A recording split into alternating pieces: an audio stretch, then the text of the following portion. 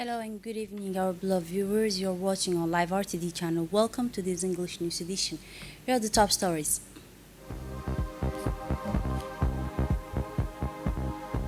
A strategic meeting to bolster performance and competitiveness.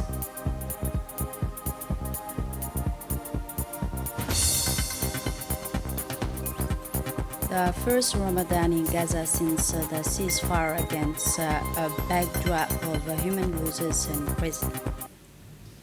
Those were the headlines. Thanks for joining us in our newsroom. The President of the Republic, His Excellency Ismail Margili, wished a blessed Ramadan for this month of Holy Ramadan for all the Islamic countries. The President of the Republic did not fail to wish a blessed month of Ramadan for all the people of Djiboutian people, and the President of the Republic also pay a vibrant tribute to all the countries of Islamic countries. And now the Minister of Interior continues the field tour in the interior region in Tejura region. As part of his ongoing tour of various inland regions, the Minister of Interior Said Nur Hassan conducted a working visit to Tejura area on Monday, February 16. This marks the second stage of this journey in the northern region of the country. This visit is part of a continuous effort to strengthen institutional presence on the ground and to directly assess the humanitarian and administrative realities in the country. The ministerial delegation also conducted consecutive visits to the Maragate and Magdul areas under the Sub-Directorate of Dora, where the minister reviewed the living condition of the resident and the social and economic challenges they faced. Direct meeting and open dialogue uh, with local citizens help reinforce ongoing communication based on listening, proximity, and mutual trust. During this visit, the Director General of the Civil Registry, Abdallah Absiye, presented a set of practical measures in order to improve access to personal document in Tejora areas. Indeed, the Minister of Interior and his delegation also conduct consecutive visits to Magdul area under the Sub-Directorate of Dora, where the Minister reviewed the living condition of the resident and the social economic challenges they face during the visit.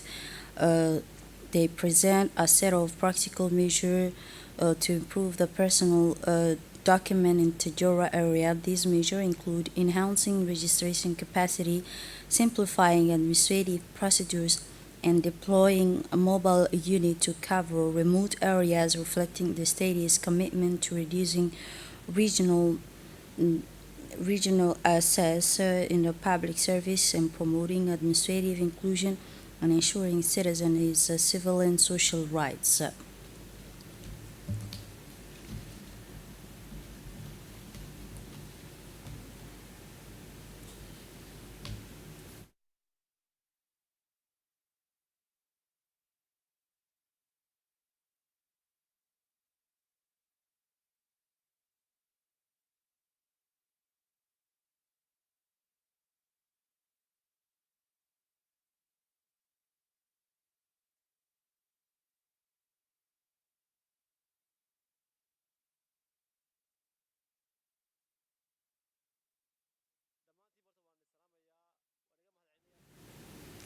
In his intervention, the Minister of Interior, Mr. Said Nur Hassan, emphasized the importance of basic social service in this area of Magdul and Marita.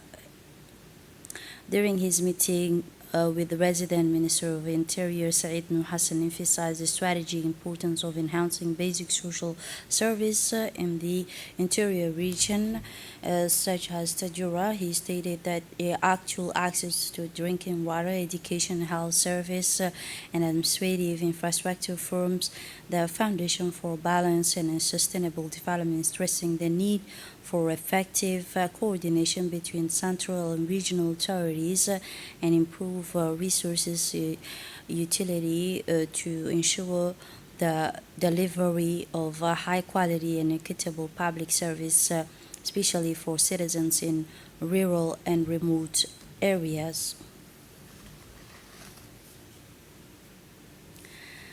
Joint meeting of Ethiopia and Djibouti Railway Steering Committee. A meeting of Ethiopia and Djibouti Railway Steering Committee was held at Ayla Grand Hotel under the patronage of the Minister of Transport and Infrastructure Hassan Hamad Ibrahim and the Ethiopian Transport Minister Alemu Sime. The minister was attended by the Minister of Economy. This meeting, was attended by the Minister of Economy and Finance in charge of Industry, Mr. Ilyas Musa Diwali, and his Ethiopian counterpart, Mr. Ahmed Shide. The meeting highlighted the progress of railway companies' activities, reviewed the financial and operational performance of the railway corridors linking Djibouti and Ethiopia, and set priorities to enhance the efficiency, effectiveness, and sustainability of this vital project. The discussion will cover strengthening bilateral cooperation, improving logistical flow, and consolidating governance, but also financing mechanism for the company. Both sides reaffirmed their shared commitment to supporting the development and modernization of Ethiopian Djibouti railways as a strategic infrastructure in contributing to regional economic integration and facilitating trade between the Republic of Djibouti and Federal Democratic Republic of Ethiopia. President of Djibouti, and reaffirmed the JRC as the principal mechanism for translating leadership guidance into operational action. The JRC underlined the strategic nature of Ethiopia-Djibouti Railway in connecting the two countries, their economy and peoples and beyond. On this occasion, the Ethiopian Minister of Transport, Mr. Alemu Sime, stated that Djibouti is not merely a neighbor but a highly trusted partner and friend with deep-rooted historical ties and shared goals. Djibouti is not only a neighbor, it is a partner and our most trusted friend. The bonds between our nations are forged in history and strengthened by shared purpose. The Ethio-Djibouti Railway is far more than a transport line. It is the umbilical cord that connects our two nations, sustaining our economies and binding our peoples. Since the 19th century, rail has linked Ethiopia to Djibouti and an enduring testament to our interconnected destiny. In this era of regional competition and integration, Ethiopia and Djibouti are making rigorous efforts to rebrand and reposition this railway as a key institution connecting the border trade corridors. As we witnessed on Sunday with the historic signing of the Dasu Corridor Authority Agreement, a new venture has been launched that expands the usability and strategic importance of the Ethio-Djibouti Railway. The best yet to come. Excellencies, over the last few years, EDR has registered success in its freight, passenger transport, and revenue. The steady growth it has registered is commendable. Yet it is not free from challenges. Connectivity alone is not enough. It must be paired with efficiency to ensure profitability and shared prosperity. For his part, the Djiboutian Minister of Transport Hassan Hamed Ibrahim welcomed the Ethiopian ministerial delegation in Djibouti, noting that this visit reflects the strategic importance both governments attach to this vital project. He also praised Djiboutian officials working in the sector for their continuous effort, affirming that the railway line between the two countries is not merely a transport infrastructure but a driver of regional integration and a lever for economic development for both nations. The Minister Hassan Hamed Ibrahim added that this meeting resulted from the effort of technical experts who identify key points for the future of bilateral project. And now the statement by the Minister of Economic and Industry, Ilyas Musa Dawali.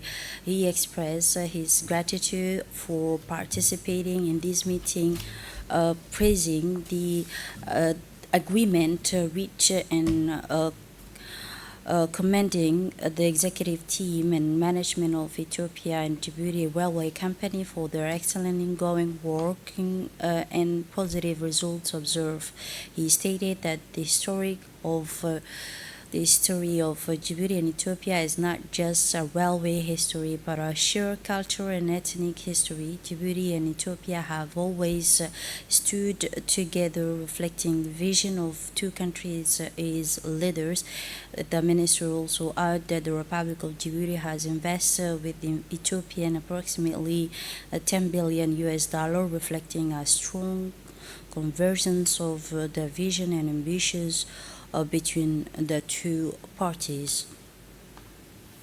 An inspection visit to Demerjog Free Industrial Zone.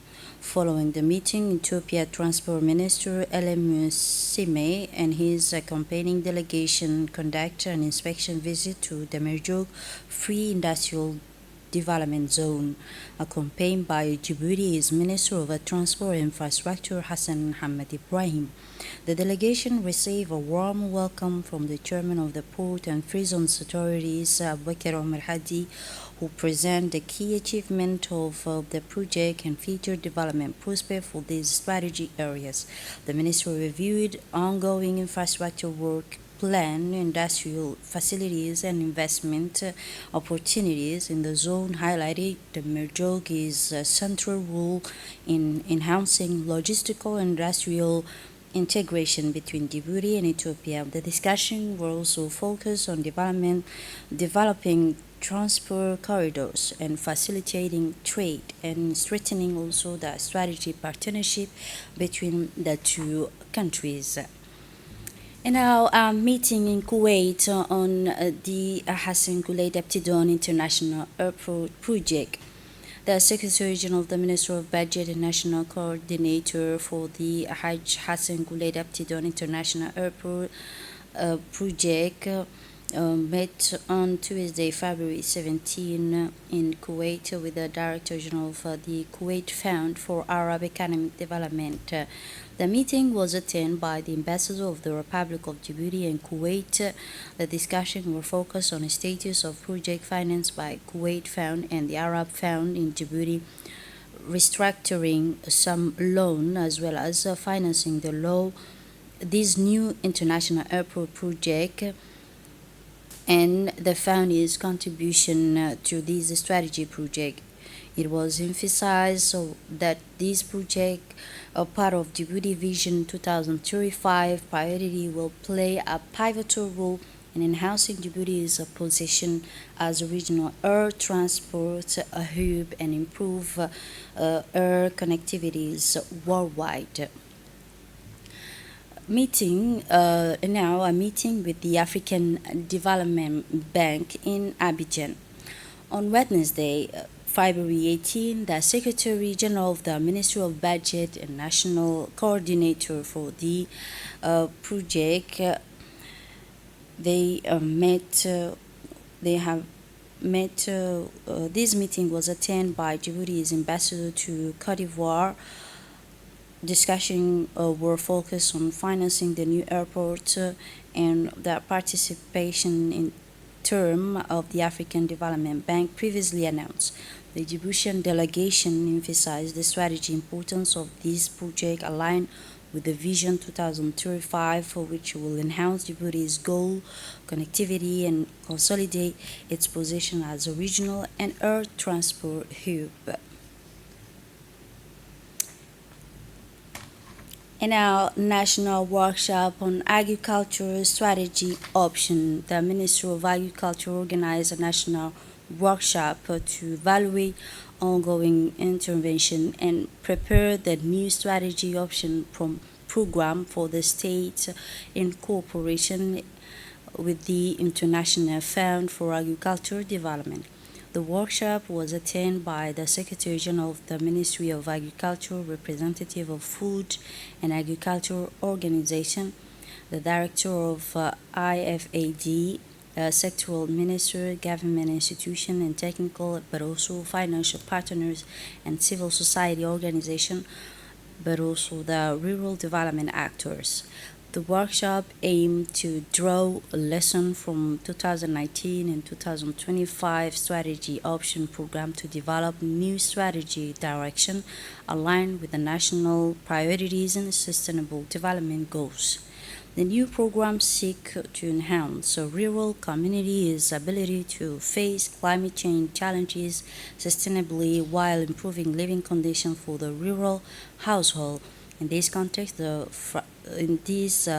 context of fragile climate condition and multiple socioeconomic challenges, this program serves as a key tool to promote inclusive and sustainable rural development, ensuring the food security and economic opportunities, but also environmental sustainability. The Director General of IFAD stated that the workshop provide an opportunity to review the country's program of 2019 and 2025 and develop a new strategy for 2026 and 2031, guiding future program and meeting the rural sector's developmental need in Djibouti. She expressed her gratitude to the Djiboutian government, especially the Ministry of Agriculture, for its continued support and accompaniment in implementing agency in rural sector investment project, contributing to share the objective and enhancing this project. The Secretary General of the Ministry of Agriculture, in his speech, noted that this partnership falls under the program of 2000 COSOP 2029 and 2025 program, which is tangible results in rural development and strengthening the food and nutritional security for citizens. He also emphasized that the program is designed to address major structural challenges, including water security and recurring drought, weak household resilience, and the urgent need to strengthen food security in line with the national vision for sustainable development. A national workshop on climate forecasting for March-May 2026. The National Meteorological Agency, in collaboration with the Ministry of Agriculture and Water, organized a national workshop on climate forecasts for March and May 2026 at the ministry's previous headquarters, with representatives from government institutions, technical experts, and stakeholders in climate risk management. This workshop is part of the regional project to enhance drought resilience among small farmers and pastoralists in IGAD region, aiming to strengthen early warning and adaptation mechanism to climate risk and amid increasing rainfall variability and frequent drought. The Director of Major Works at the Ministry of Agriculture emphasized the importance of sustainable management of water and grazing resources, noting that the integration of climate data into rural development program and planning enhance rural communities' capacity to cope with the recurring climate shock.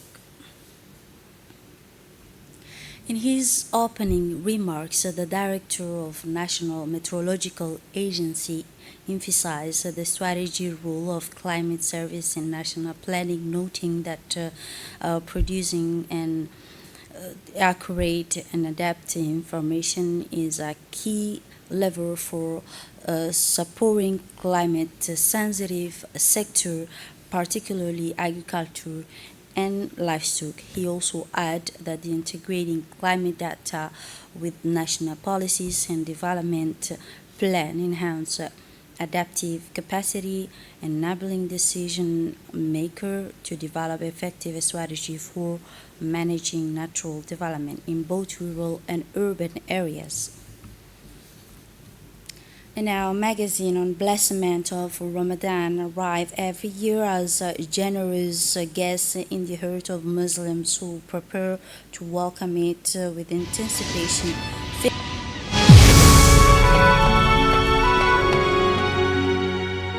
يا أيها الذين آمنوا كتب عليكم الصيام كما كتب على الذين من قبلكم لعلكم تتقون.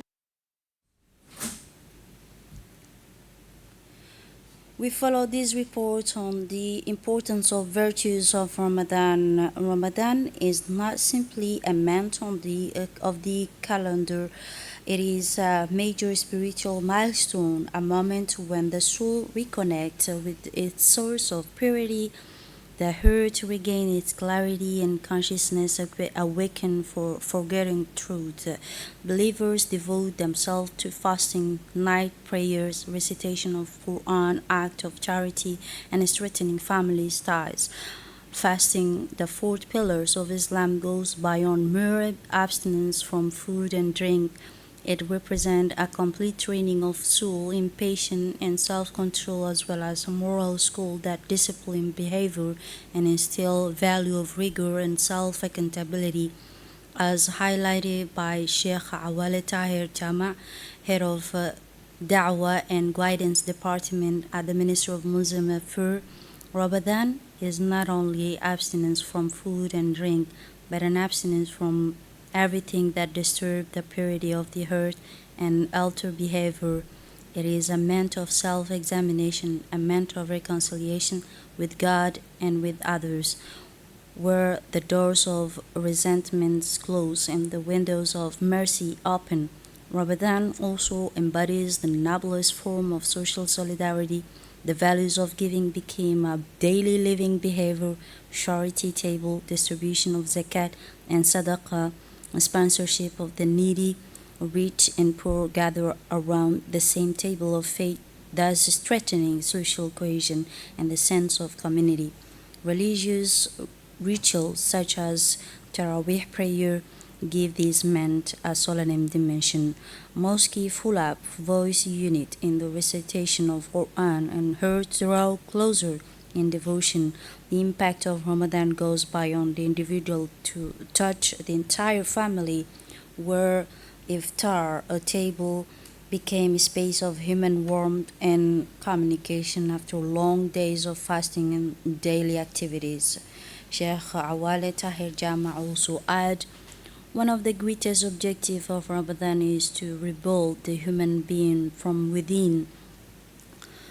The awakened consciousness, develop fear of God in public and in private, still mercy and the holy month is inseparable from the Quran, the month of its revelation. It is a devote to its recitation and reflection, memorization, cycle multiply, voice rise in homes and mosque, and every believer strive to read in its entirety, seeking reward, special elevation and guidance. Every evening, the Maghrib Adhan announced iftar and hearts filled with joy, mixed with serenity and gratitude. The fasting person experiences the truth of divine promise and understand the meaning of the words of Prophet, may peace be upon him.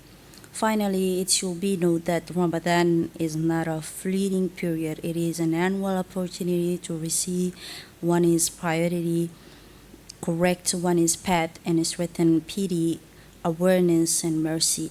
It, its effect lasts far beyond the month itself, constituting a true spiritual and moral capital throughout the year. And now in Dakhel Region Agricultural Exchange session organized by Djibouti Red Crescent and Japanese Red Cross, the forum in Haru hosted a 2 days agricultural exchange session on February 3 4 2026, bringing together 20 farmers from Dakhel and surrounding areas. This initiative is part of a project to protect and restore the environment and promote livelihoods through various activities.